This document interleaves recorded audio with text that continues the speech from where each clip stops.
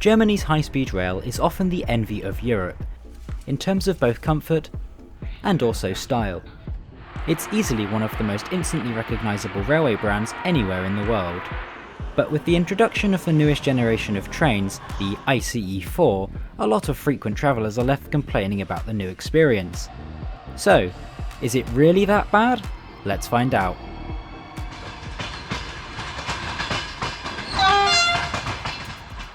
Welcome to Frankfurt am Main Hauptbahnhof, a major terminus station here in Germany's fifth largest city.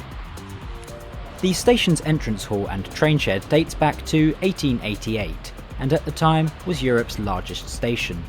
Often referred to as the most important station in Germany, Frankfurt Hauptbahnhof boasts some 24 mainline platforms, with an additional 4 S-Bahn commuter train platforms located below ground. With such a title, the station of course sees trains to many destinations, such as regional trains, connecting Frankfurt am Main with nearby cities and towns. There's also high-speed ICE trains to all corners of Germany.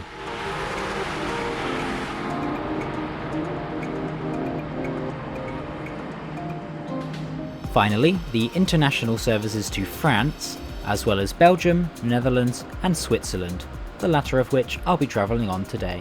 My train is ICE 373, the 1650 to Interlaken Ost. I'll be travelling as far as Basel Badischer Bahnhof in the international city of Basel. This service will be operated with one of Deutsche Bahn's, or DB's, newest ICE4 trains, entering service from 2016. These new trains have received quite a lot of criticism from passengers, so it will be interesting to see what they are actually like.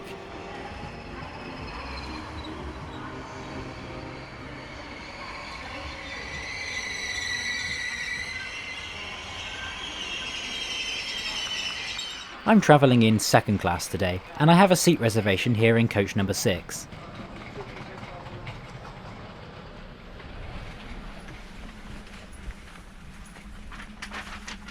I'll be sitting in seat 81, a rear-facing airline-style seat at a window.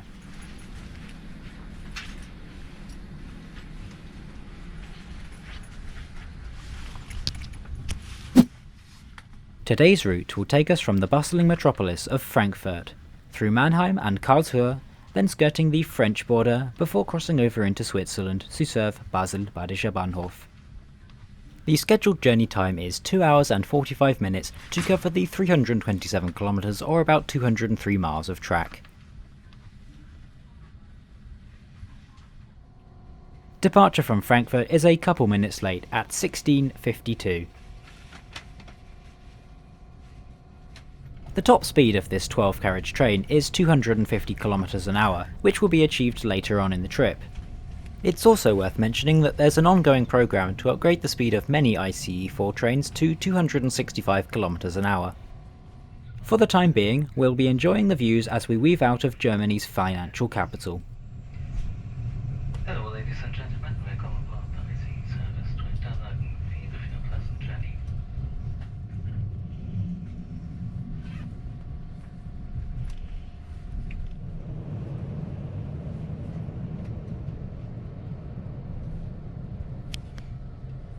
Before we take a look at this train's controversial interior, let's check out the Wi-Fi network, which is actually pretty cool. Once connected, you have free access to the ICE portal, which allows you to check out information about the destinations en route, as well as play games and access other media. Oh, and the Wi-Fi on board is actually pretty decent too. Anyway, let's take a look at the interior. Firstly, the seats. Now these are one of the most criticised elements of these new trains. Honestly, I think that they are some of the best seats on rails, with a decent amount of padding and fantastic ergonomics. The adjustable head cushion is also the best of any ICE train, providing exceptional support and comfort. Beneath the seat cushion, you can find the recline lever, which further increases comfort, with decently sized adjustable armrests found between each seat. Also between seats, you can find a single European-style power socket, which seemed a bit limited for such a new train. The seat in front has a folding seatback table. It's of a decent size and also has a cup holder.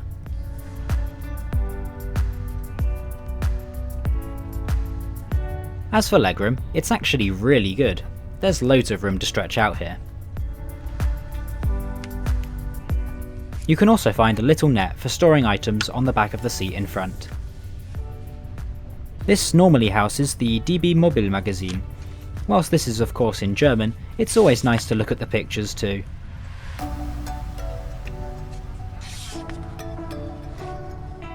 My favourite page has to be this one towards the back, which shows the diversity of DB's long distance fleet.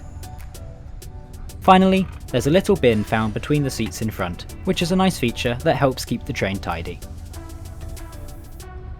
Overall, I really like this seat, but DB has received a lot of complaints about it. They've listened to the feedback though and created a modified version with extra padding and more spacious head cushions.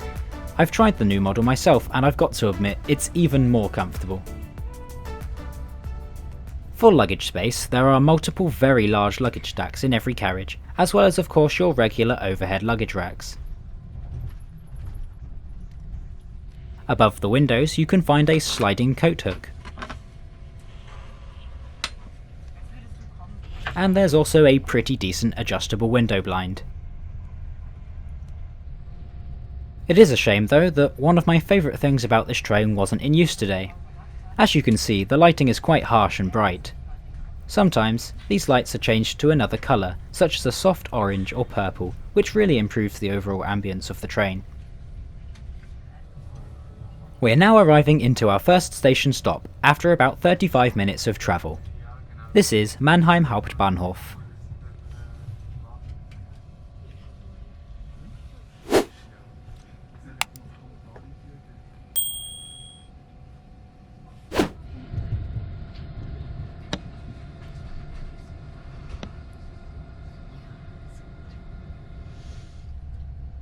After Mannheim, our journey speeds up and we can now run at up to 250 km an hour, the top speed of this train.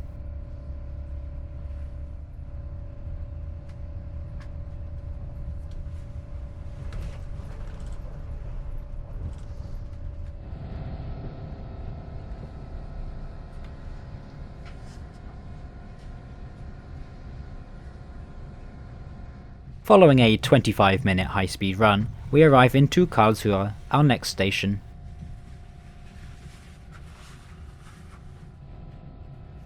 It might not look like much, but I really like this station.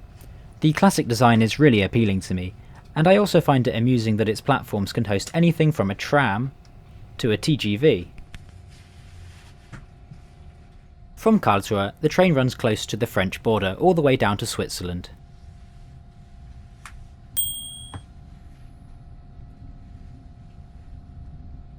Right, I'm getting pretty hungry, so let's head down to the Onboard restaurant.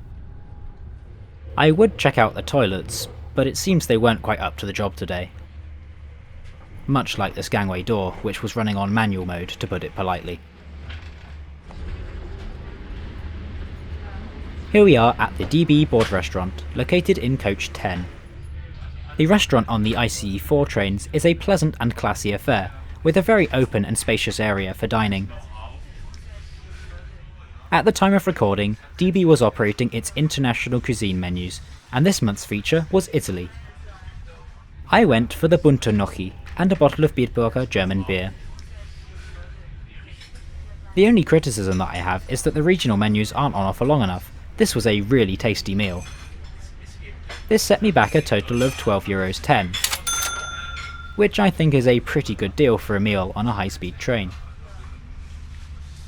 Adjacent to the restaurant carriage, you can find the multifunction carriage, featuring a barrier-free toilet as well as the train manager's office. You can also find a family compartment, which features seats around a colourful table as well as some stuff for young children to play with. There is an impressive 4 wheelchair spaces here too, located in close proximity to the train manager's office and the wheelchair lift. Anyway, time to head back to my seat for the remainder of the trip down to Basel. For this trip, I used an Interrail pass, so just paid for the seat reservation costing €4. For a normal ticket in second class booked a few days before, you can expect to pay something around €49.90. On this 203 mile journey, that gives a price per mile of about 22p, which is generally quite reasonable value for money considering the quality and speed of the train. Moving on to the other main complaint on the ICE4, many seats are poorly aligned with the windows, even in first class. I'd be really annoyed if this was my allocated seat on a busy train for a long journey, especially considering that some of the luggage racks are better aligned with the windows. But overall, to answer the question, are they really that bad? Well, I have to say no. Despite a few flaws, the ICE4 is easily one of the best high-speed trains that I've been on. They have great capacity, which is ideal for ever-growing passenger numbers, and I think that the comfort and ambience is really nice, with the onboard restaurant being a much appreciated inclusion. As someone who travels frequently on long-distance trains in the UK that look like this, the ICE4 would be a massive upgrade.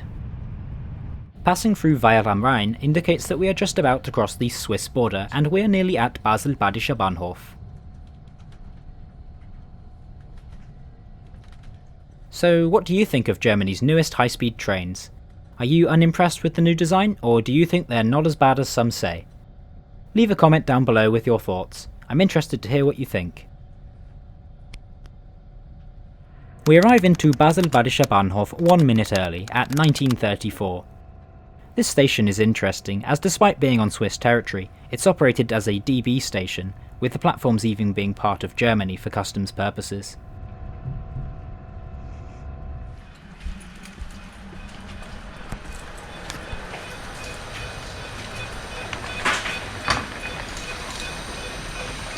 If you enjoyed this video, then you'll definitely love the video on screen now.